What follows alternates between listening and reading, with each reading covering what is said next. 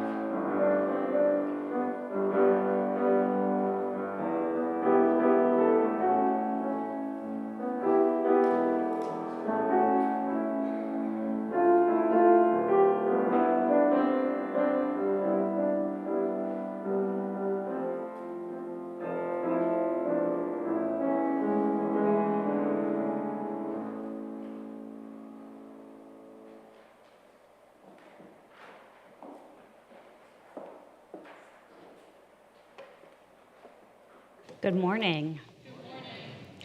I am the Reverend Kim Mason. I use she, her pronouns. This morning is June Days, where we celebrate the month of flourishing together. Please join me in worship with these words by the Reverend Tess Baumberger. What will they say of us? That we lived upon this earth, or that we lived with this earth. That we earned solely for ourselves, or that we worked for the well-being of all. That we wasted precious life on vanities and empty diversions, or that we each day claimed a meaningful existence. That we shut ourselves into rigid individualism, or that we nestled in the love of our friends, families, and the whole interweave of humanity. What will they say of us? What would you have them say? Let us make each day not a beginning, not an exorcism of the past, cutting off the threads, but rather let us take any frayed edges and weave in new strands, continuous but discernible, mending the harmed fabric, making it whole once more, creating the integral tapestry of life. Let us begin with music. Please rise as you are willing and able and join in our hymn of the month, number 65, The Sweet June Days.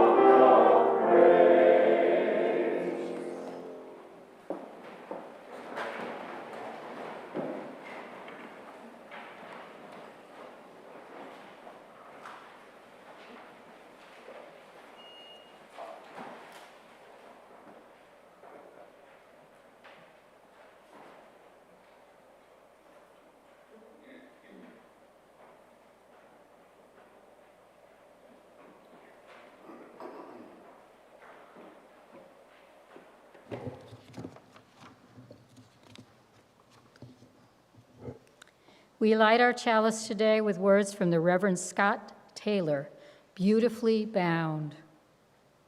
Notice now this flame, seemingly so singular, dancing all alone. Yet pull back, look with more attentive eyes, and slowly the chalice cup comes into view. In the air that, while unseen, keeps the flame alive. All of it a reminder that being lovingly surrounded and beautifully bound is what sets us free and allows us to flourish. May this be the gift of this precious hour. May we too pull back and see ourselves anew. How tenderly tethered we are, and how wonderfully that sets us free.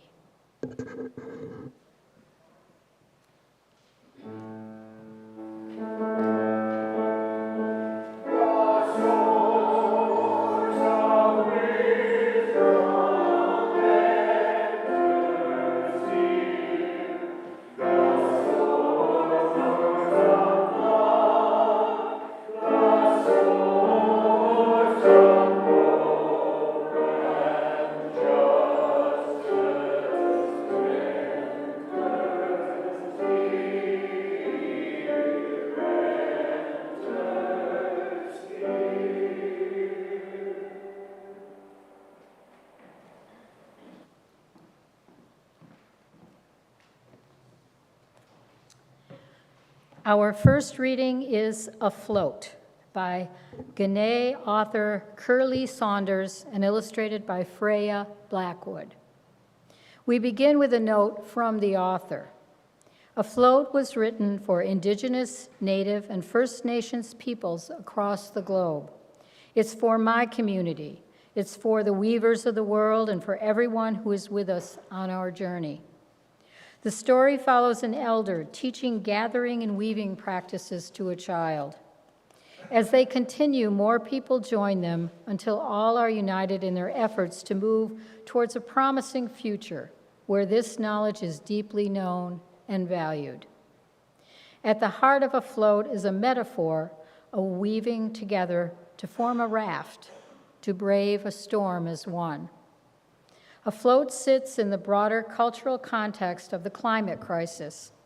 It is written for this time of rising seas, where First Nations, Native, and Indigenous people particularly are dispossessed of their homelands and displaced. Afloat is written with the knowledge that connection to our homelands, our county, is paramount to our identity. It is written with love and the intention to unify and to make change, so our knowledge can continue to be connected to land, sky, and sea, and we can continue to practice our culture and share it with our children, keeping it alive for all times. Afloat. Roam the water with me. We are here to learn. Here to spin wisdom, to grow. Walk a little further with me. We are here to collect the vines. Here to find the rushes, fuse the fibers. Sit beneath the stringy bark with me. We are here to soak and split, to roll between finger and thumb, to yarn. Take the string with me. We are here to knot and loop, here to form bonds, make ties.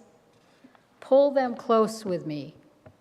We are here to meld and fold, to weld oneness, to unite. Push out next to me. We are here to brave the storm, here to rise above, to survive. Stand up next to me. We are here to fly, shape this world together, to thrive.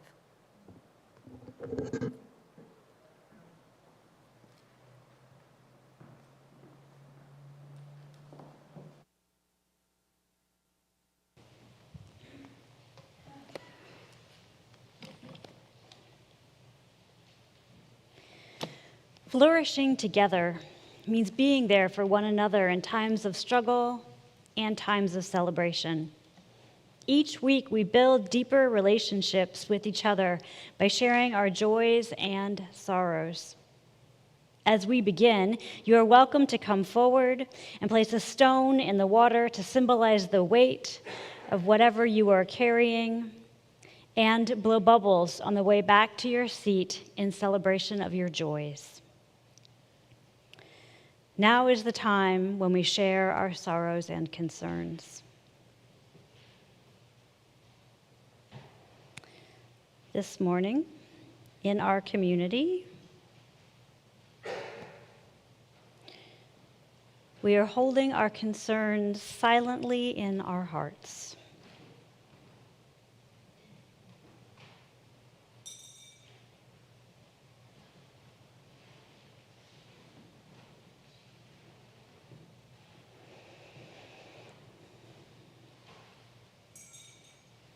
May being in community help us carry these burdens and lighten the load so that we may respond with tenderness and compassion. As a community, we also share our joys and celebrations with one another. Happy birthday, Kim! Thank you.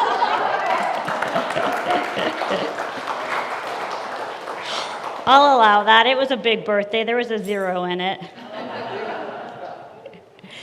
This week, we welcome new members, Kim and Karen Stelson. We're so glad you are a part of our community.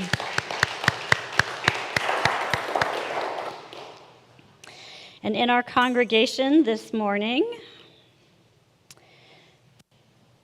we celebrate with Lisa Ross and Chuck Eby as they welcome their baby granddaughter, Hattie James Holmes, to the family, born June 6th in Portland. Yay! And as Sarah is here, we celebrate with Sarah Dashner and Stephen Miller on their 41st wedding anniversary tomorrow.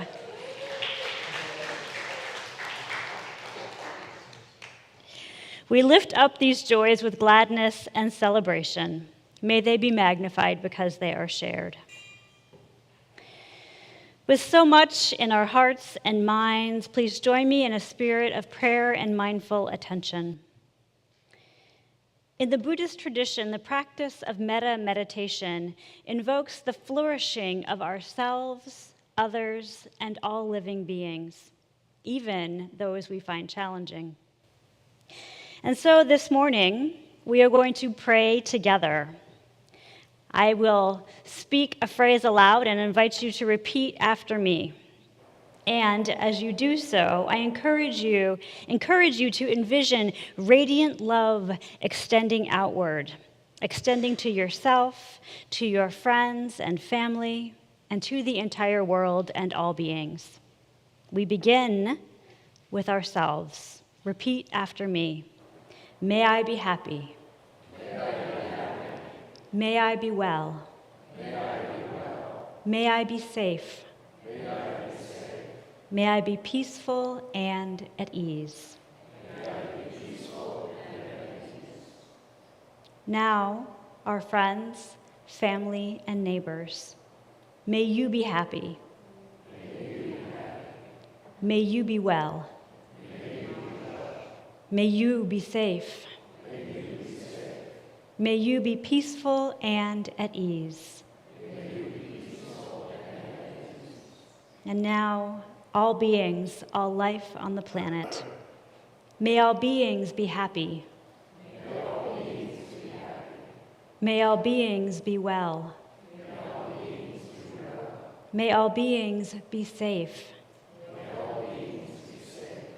May all beings be peaceful and at ease.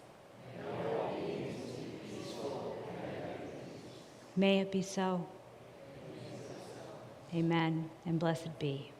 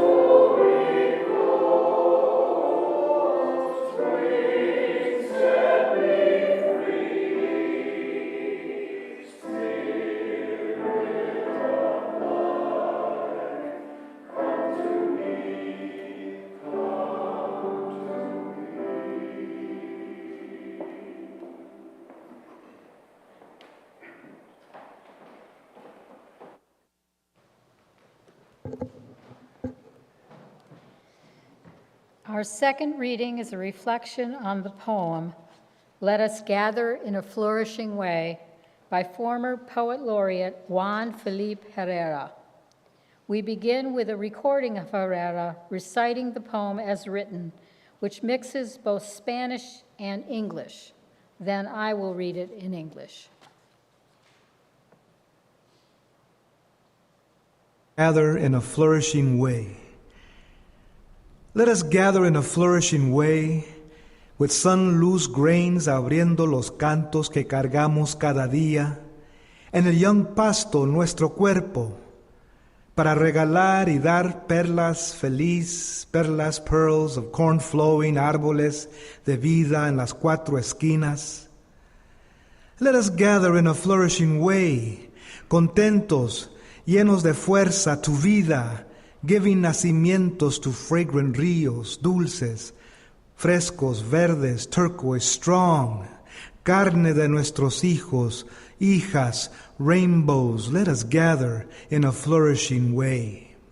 En la luz y en la carne of our heart to toil tranquilos, in fields of blossoms, juntos to stretch los brazos, tranquilos with the rain en la mañana, temprana estrella on our forehead, cielo de calor and wisdom to meet us where we toil, siempre in the garden of our struggle and joy.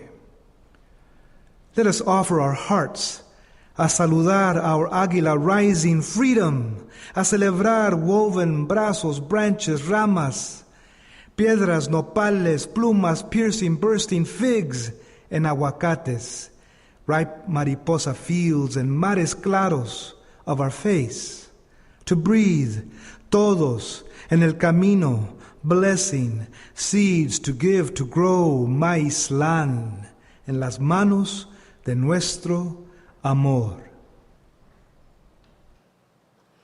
Let us gather in a flourishing way, with sunlight grains opening the songs that we bring each day, in the young pasture our body, to gift and to give gleaming pearls of corn, flowing trees of life in the four corners.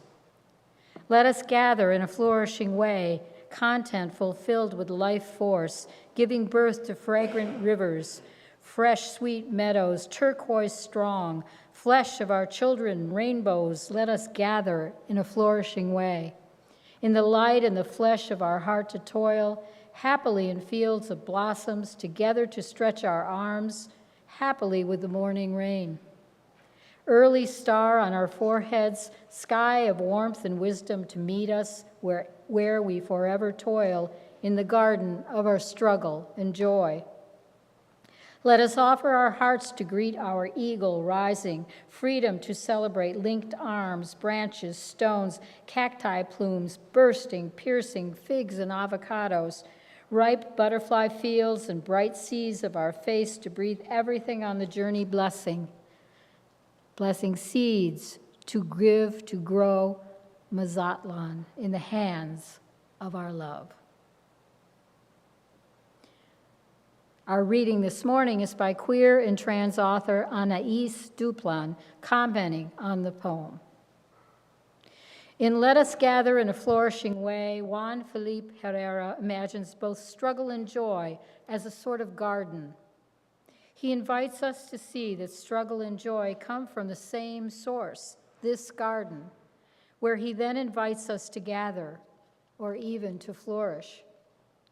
Reading this poem, I find myself asking, how do we sustain abundance across time, these times specifically?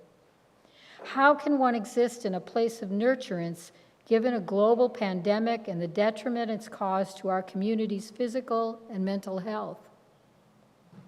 How do you find a place of abundance when there's so much cause for strife, given racial inequality and the deterioration of our planet? Herrera's choice of the word flourishing speaks directly to this elusive idea of sustainability, both personal and environmental.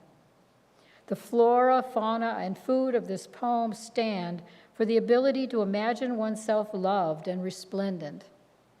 I relish the call to gather contentos, the call to gather bodies, flesh, family, and even rainbows, a very gay image, I might add.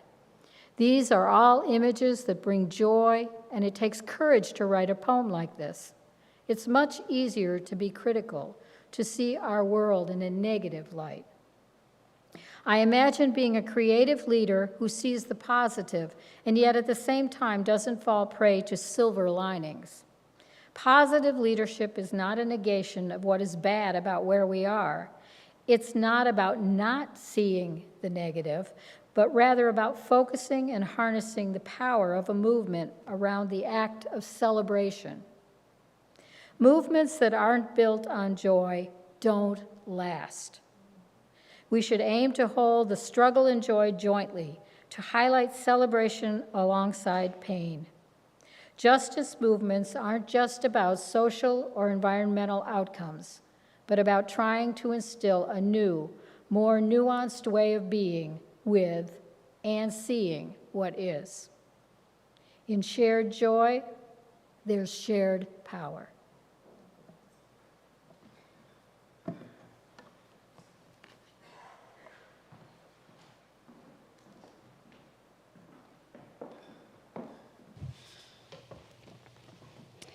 The First Unitarian Church of St. Louis strives to be a welcoming congregation, inspiring lives of loving kindness and integrity by nurturing spirituality, building community, and advancing justice. One of the ways we do that is by sharing the plate.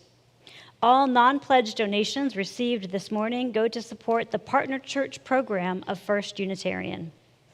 The Partner Church program's purpose is to maintain and expand the relationship with our partner church in Shukvalva, Romania, in the region of Transylvania. Through our support of the church, we are promoting liberal religion, developing international friendships, learning about the historical roots of our own faith tradition, and creating opportunities within our own congregation for pilgrimage, hospitality, and service. Ongoing activities of the committee include travel to and from Transylvania, financial assistance to students from our partner congregation to attend Unitarian high schools, universities, and seminaries outside their village, and supplementing our partner church minister's salary, as well as helping to fund special projects. This morning's offering will now be received.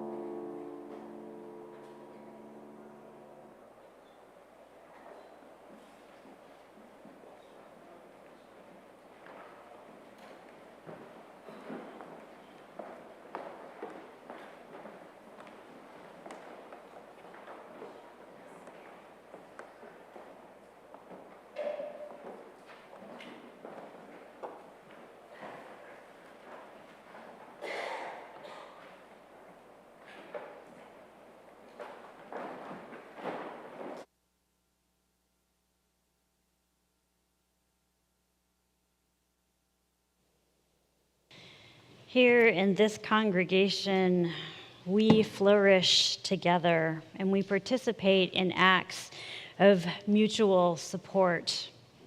We contribute to the Trinity Food Ministry and the Hot Lunch Program. We fill the little free pantry in the parking lot.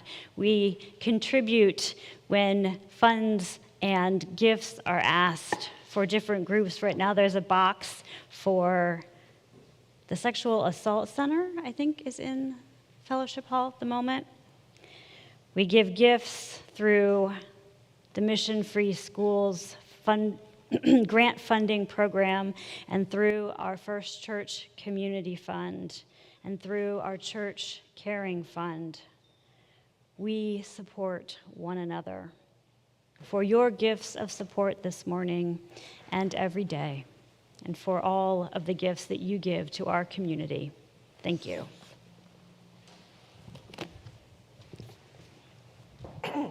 Good morning. I'm the Reverend Sabrina Trupia. I'm the Minister of Congregational Life. My pronouns are they and them. Do you know what day it is today? Sunday. Okay. Say more. It's June 14th, and not that day, not that UFC thing. I'm talking about Children's Day.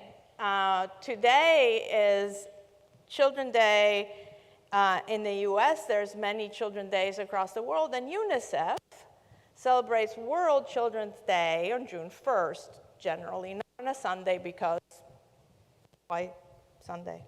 And a couple of years ago, on World Children's Day, UNICEF asked children from all over the world to write letters to adults of all of the world, to reflect on their rights and to share their priorities and dreams for the future. If you go to the UNICEF website, there are lots of them published. was really hard to decide what to choose for time constraints. I picked 3. I invite you to go to unicef.org and check out the others. So here we go. The first one is from Rafif, an 11 years old. It says, "My name is Rafif. I'm 11 years old. I am from Gaza City, and I'm displaced to the south. This message is for the adults in the world. This war has greatly affected us. I wish I could wake up and go to my school in a clean environment where I do not hear the sound of bombing or see destruction. I hope to receive a strong education so that when I grow up, I can travel and study at a university and become an engineer. It is our right to live in safety, to play, to study, to travel without restrictions, and to build a beautiful future. I wish to return to my beautiful home. Thank you, Rafif." Dear adults of the world, my name is Omar. I'm 12 years old, and I'm writing to you from the beautiful island of Pohnpei, Micronesia. I believe all kids here have a special bond with the beautiful ocean that surrounds our islands. I personally love spending my time at the ocean, exploring the beauty it has to offer. I want to be a marine biologist when I grow up so that I can pursue my love for the ocean. But there is only one thing that stands in the way of this dream. It is called climate change. To me, climate change has done 2 major things that have negatively affected my home. The first is that it is making water warmer, which is not allowing algae to grow, and with that, coral cannot grow, and with no coral, many organisms also cannot grow. Second is the drought my home had to face earlier this year. Families going days without water, farmers not having vegetation, and it was all because of climate change, as warmer temperature enhances evaporation, which reduces surface water and dries out soil and vegetation. Help make a difference by supporting clean energy sources like solar and wind power, which will reduce harmful carbon emissions and protect our environment. If we all work together, I believe we can make Earth great again. Lastly, I will ask you that you include us in decisions that will be made for our islands. After all, we are the leaders of tomorrow. By supporting our dreams today, you help us grow into great leaders. Sincerely, Omar. And the last one. Dear adults, I am Camila. I am 13 years old, and I am from Caracas, Venezuela. I write this letter to remind each of you how important the safety and health, both physical and emotional, of your little ones is. I wish for a better future for every child that touches this earth, that they have a roof and home, that they are respected and loved.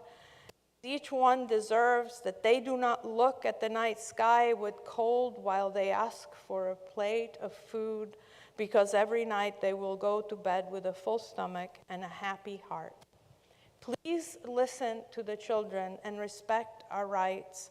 Every child deserves the best in this world, one where I hope they never lack anything.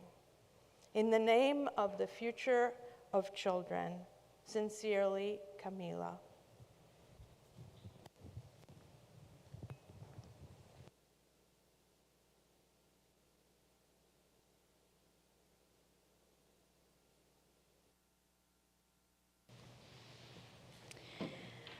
Well, Rafif, Omar, and Camila, this one is for you.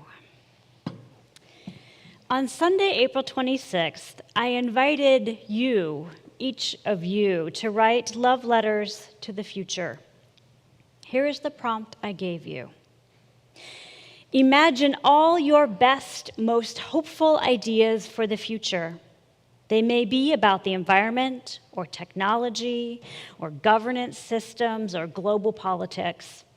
They can be small and local or big and planetary or a little bit of everything.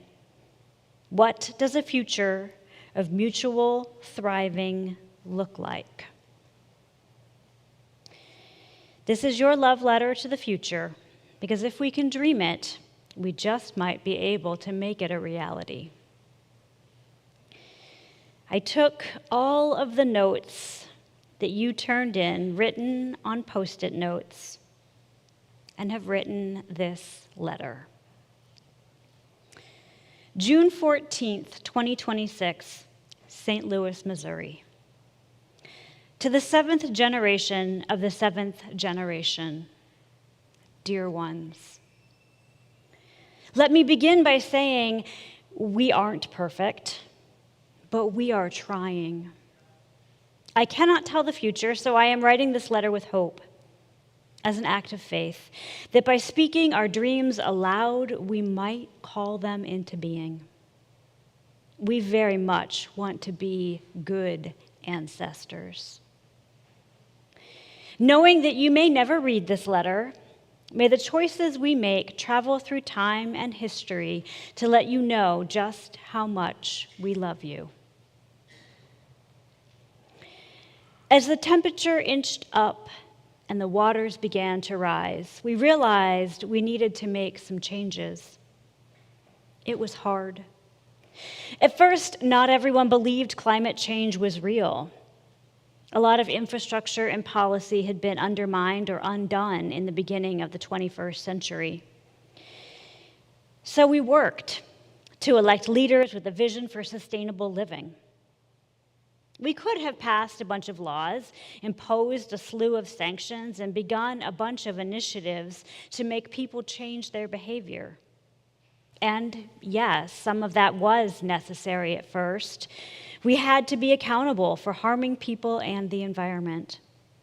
So we banned factory farming, and we introduced more trains and buses and bike lanes.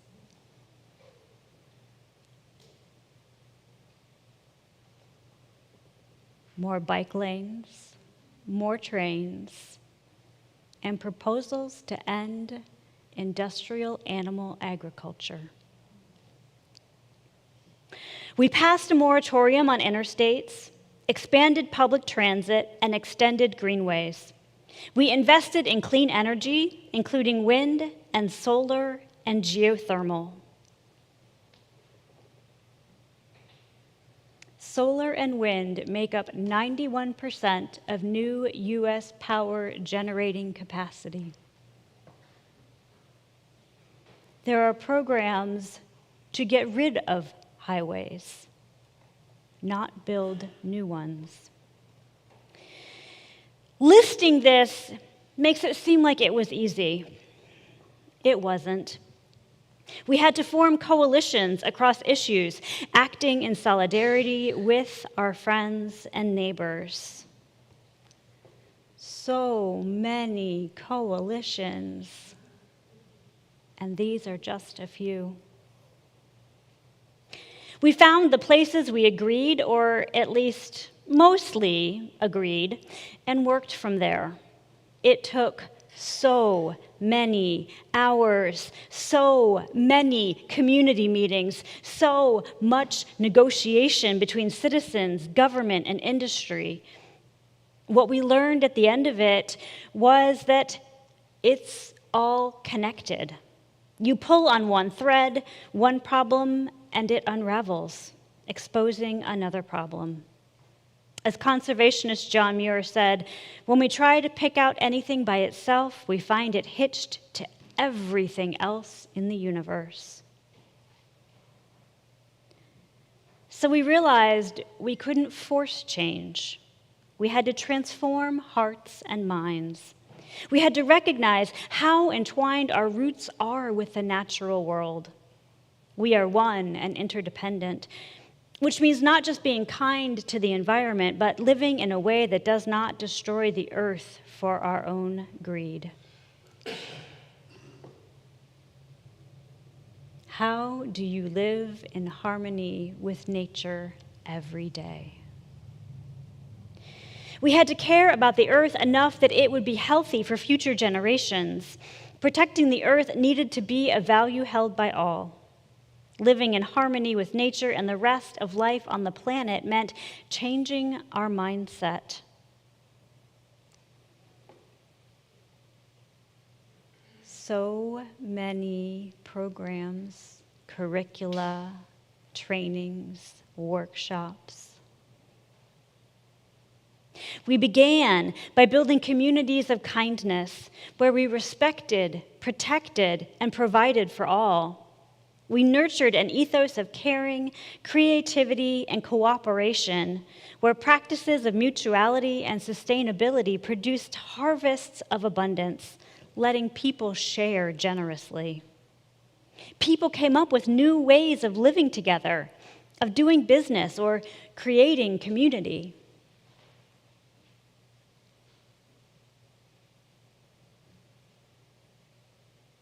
Dancing Rabbit Eco Village is in Missouri. Schoonship floats on a canal, 40 homes. There were tiny homes for the unhoused, restaurants that didn't charge, community health clinics, nonprofit grocery stores, and businesses whose corporate bylaws required they pay fair wages, practiced environmental sustainability. Once these were successful, it opened the door for lots of other ideas and new ways of thinking and being. Tiny homes for veterans, right here in St. Louis. Community clinics, a nonprofit grocery store right there in the Grove. We instilled a culture of empathy and introspection in ourselves and the next generation, bringing conscious awareness to the ways in which we are harming others and ourselves, asking, how can we do less harm? We had to pay attention. So we created programs to remove barriers imposed by greed and the need to win or dominate. When healthy food and clean water were available to all, when elders were respected and cared for, when everyone had a home and access to green space and medical care, when children were loved and educated everywhere, when meaningful work and connection were the norm, then we found that people could take on other challenges.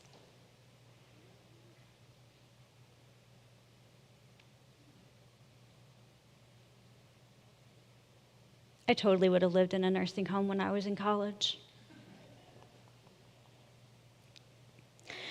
When people were thriving and supporting one another, we could begin to think more broadly. We started the work of healing and restoring the earth so that nature too could thrive. We planted so many trees, little trees everywhere. Once global warming plateaued and the planet was healthy again, we could hear birds singing and see the stars at night. With beautiful flora and fauna everywhere, people enjoyed the outdoors and were more in touch with nature and each other. Slowly, we were learning to trust the process.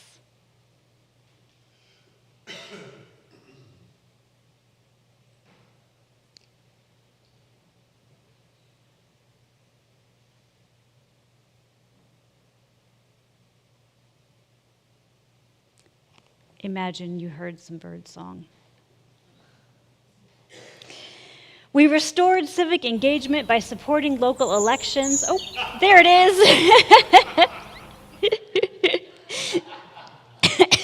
We restored civic engagement by supporting local elections and getting out the vote. We busted up the oligarchy and abolished political sponsorship via monetary gain. We experimented with models of sharing and governance, including library socialism and communism. We fostered an attitude of cooperation nationally and worldwide, where no one's rights are threatened, and opened a civil discourse across nations. Our goal was world peace. It sounds lofty, I know, but we wanted a more just world, one without war or overpopulation, with open borders and peaceful, reliable neighborhoods.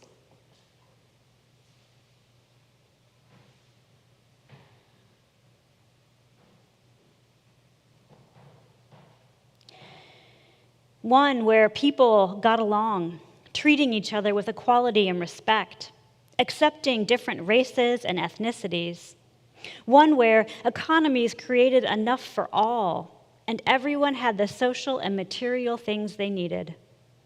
Or, if nothing else, a more neighborly, humble United States of America. In order to achieve this, we had to invest in public education, sustainable food systems, and better health care. We had to support human intelligence and free ourselves from our societal addiction to technology. We promoted sex ed and disability justice. We opened harm reduction clinics and banned guns. We're a little ahead of ourselves. We created museums of care projects and networks of assistance for when disaster hit. When the first sustainable living skyscraper went up, complete with its hydroponic farm, we knew we might just make it. Now, this tower on the left is a concept project from 2021. But this one on the right exists in March of this year. If our efforts have worked, yes, we know they won't all work. But if even half of them work, then there is a future to look forward to.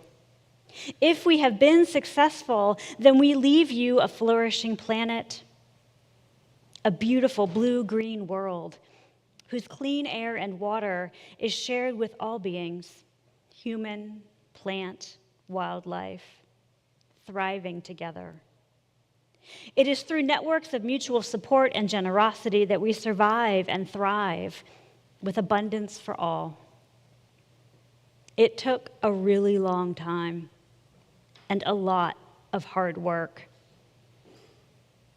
We didn't get to everything we wanted to. In fact, we're just at the beginning. So there is plenty left for you to do. So, if we might, we'd like to offer you some advice. Be kind to each other and yourself. Find purpose. Find hope, love, and joy. Dance, make music, share art with everyone you meet. Be here now. This is it. All we have and all we will be. Our only home. So choose wisely and decide justly. After all, it's survival of the friendliest out there. But most of all, love one another. It's the only way we're all going to make it. With all our love and blessings, your ancestors. P.S. When the Cardinals win the World Series, you can thank us.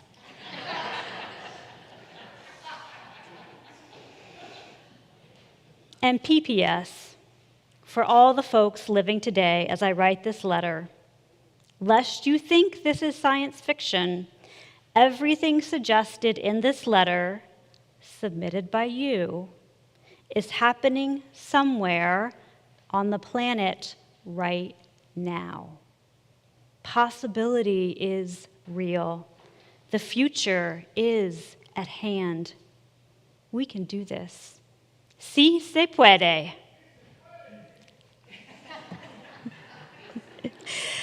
Our closing hymn is number 1018, a song about the world we want to create and where we are headed. The music and the lyrics are in your order of service. Please rise as you are willing and able.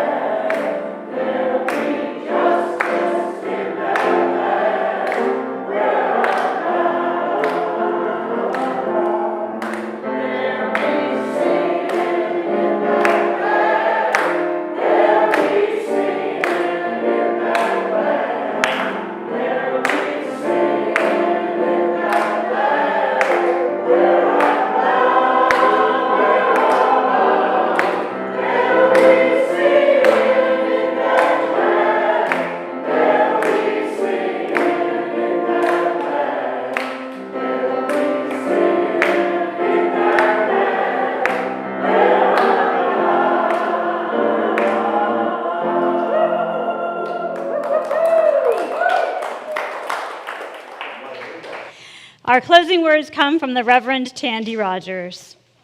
May your thriving never require someone else's diminishment. May joy ripple outward. May your flourishing be communal, mutual, and contagious. A garden, not a prize. Amen, blessed be, and go in peace. Please stay for the postlude, and then as your final act of worship, please turn and greet your neighbor.